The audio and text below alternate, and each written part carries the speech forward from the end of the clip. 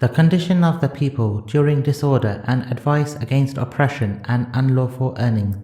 I praise Allah and seek His help from what led to the punishment of Satan and his deceitful acts, and I seek His protection from Satan's traps and waylayings.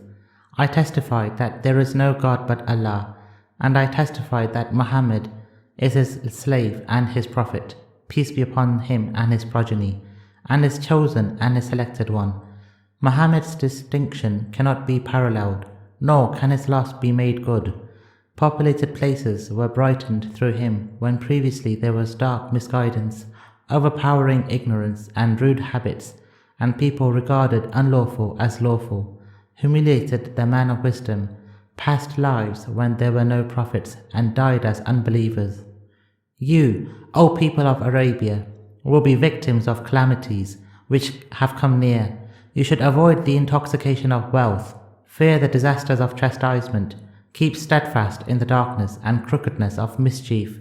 When its hidden nature discloses itself, its secrets become manifest, and its axis and the pivot of its rotation gain strength.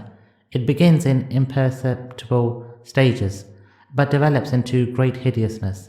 Its youth is like the youth of an adolescent, and its marks are like the marks of beating by stone. Oppressors inherit it by mutual agreement. The first of them serves as a leader for the latter one, and the latter one follows the first one. They vie with each other in the matter of this lowly world, and leap over the stinking carcass.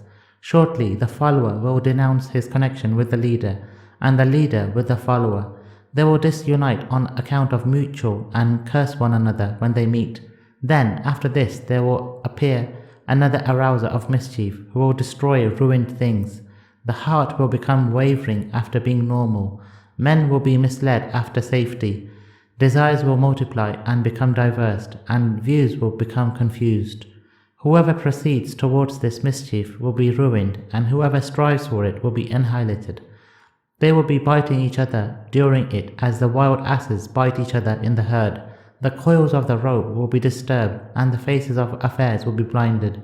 During it sagacity will be on the ebb, and the oppressors will get the opportunity to speak.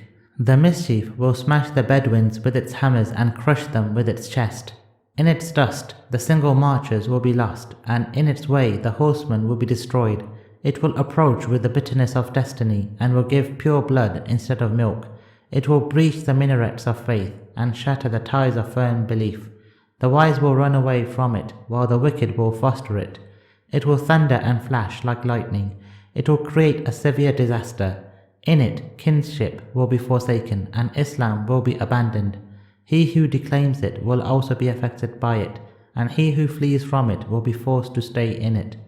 Part of the same sermon.